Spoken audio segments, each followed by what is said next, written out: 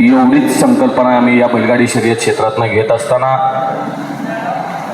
या बैलगाडी शर्यत क्षेत्रामध्ये आम्ही समालोचक म्हणून आमची सर्व समालोचक मंडळी काम करत असताना एक उदात्त हेतू मनामध्ये येतो, तो बैलगाडी मालकांच्या बद्दलचा, आणि त्याला अनुसरून बऱ्यापैकी आमचे सर्व समालोचक या ठिकाणी कार्य करत दिसत आहेत.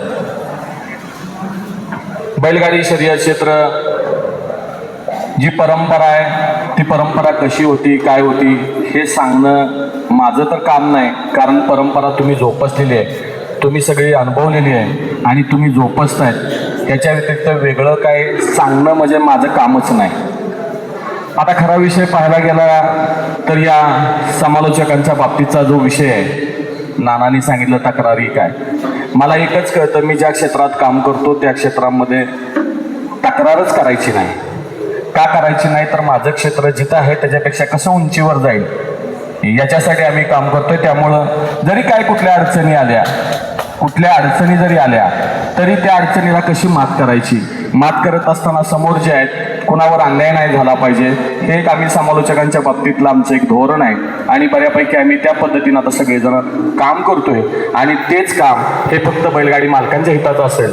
काही गोष्टीला आपण म्हटलं जातं की बऱ्याचपैकी आपण पण अनेक मिटिंग केल्या, बैलगाडी मालकांच्या हिताचं असेल, बैलगाडी शर्यतीच्या हिताचं असेल, अनेक आपण निर्णय घेतलेले आहेत, त्या निर्णयानुसार आपण काम करतोय. काम करत असताना येतात छोट्या मोठ्या अडचणी येत आहेत, नाही असं नाही, आणि काही वेळेला अडचणी ठरलेल्या वेगळ्या, नवीन येणाऱ्या वेगळ्या, तर त्याच्यावर आपण मार्ग काढत निघालेलोच आहे आणि जाणारच आहोत. आणि यामध्ये आमच्या समालोचकांची जी भूमिका आहे हे सांगत असताना बऱ्यापैकी आता बऱ्याच जणांनी बऱ्याच वक्त्यांनी या ठिकाणी त्यांना येणाऱ्या अडचणी सांगितल्या, परंतु आम्ही लक्षात घ्या, आम्हाला येणाऱ्या ज्या अडचणी आहेत त्या अडचणी ह्या आमच्या नाहीत, ह्या बैलगाडी मालकांच्या आहेत, आणि बैलगाडी मालकांच्या अडचणी ह्या आमच्या आहेत. आमच्या नाहीत म्हटलं याचा अर्थ लक्षात घ्या, आम्हाला मुळात अडचण नाही, कारण बैलगाडी शर्यत आम्हाला उंचीवर न्यायचं आहे आणि ते काम आमचं आहे. फक्त बोलायत असताना त्या शर्यतीमध्ये बैलगाडी मालकांचं हित पाहिलं पाहिजे, सगळ्यांचं हित पाहिलं पाहिजे, त्यानुसार आम्ही काम करतो. इथून पुढं पण काम करणार. काही वेळेला म्हटलं जातं precaution is better than cure, की एखादा कुठली गोष्ट होण्यापूर्वी आपण काय करतो, कुठला आजार होण्यापूर्वी आपण एखादी लस घेतो, तसं या बैलगाडी शर्यत क्षेत्रात एखादा पुढची गोष्ट टाळण्यासाठी काही वेळेला काही निर्णय असतात. हा वैयक्तिक समालोचक घेत नाही, तो नियमाला आधारित घेत असतो. त्यामुळं समालोचकांच्या बाबतीत जी बैलगाडी मालक आपली भूमिका आहे त्याबद्दल मी तुम्हाला एकच सांगेन, समालोचक कोणीही असू द्या, फक्त एक की त्या समालोचकाला जे काय अधिकार आहेत त्यानुसार तो काम करतोय आणि तो काम करणार. इथनं पुढं म्हणजे आमच्यात पण जे समालोचक मंडळी आहेत, तात्या आहेत, मोरे सरकार आहेत, सगळे म्हणजे किरण आहेत, रणजित आहेत, हे सगळे काम करतायत.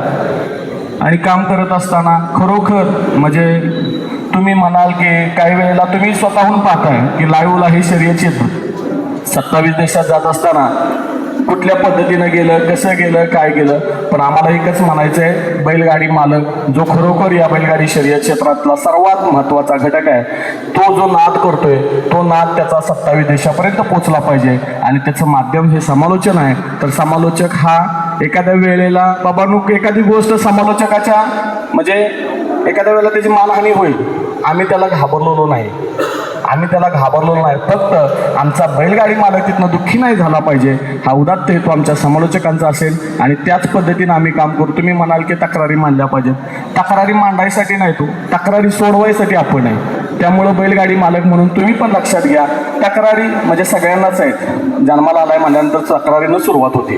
त्यामुळं लक्षात घ्या, तक्रारी असणारच आहेत, फक्त त्यास कशा सोडवायच्या, त्याला कोणत्या पद्धतीने आपण सामोरं गेलं पाहिजे हे महत्त्वाचं आहे. कारण काही गोष्टी आहेत त्या तुम्ही अनुभवलेल्या आहेत, आम्ही अनुभवलेल्या आहेत, समोरनं अनुभवलेल्या आहेत. त्यामुळं समजून जायचं की हे आपल्याला नवीन येतच राहणार आहे. पण आपली शर्यत एवढी आहे आणि काही गोष्टीमध्ये आम्हाला पण असं वाटतं, तात्या आम्ही बोलत असताना एक गोष्ट सांगतो की आम्ही निर्णय देतो, 2 बैलगाडी मालकांना निर्णय येतो, आम्हाला निर्णय आलेला असतो, आम्ही सांगत असतो.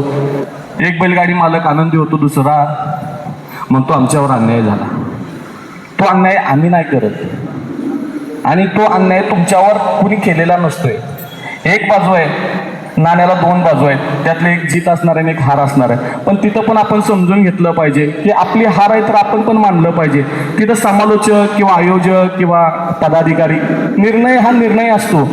सचिन तेंडुलकर सारखा माणूस आउट नसताना पण तिथं न काय प्रतिक्रिया देता जातो, त्यावेळेला आपण समजून जावा, त्यावेळेला तिथं खेळाची जीत होत असते.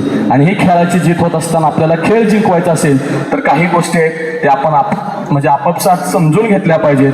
त्यामुळं समालोचकांच्या बाबतीत मी सांगेन, आमच्या तक्रारी नाही आहेत. बैलगाडी मालक म्हणून आम्हाला तुम्हाला न्याय द्यायचा आहे आणि जोपर्यंत आमच्या हातात माईक असेल तोपर्यंत समोरच्या बैलगाडी मालकांचा आदर, त्याचं काम हे आमचं काम राहील. एवढं बोलतो आणि थांबतो. धन्यवाद.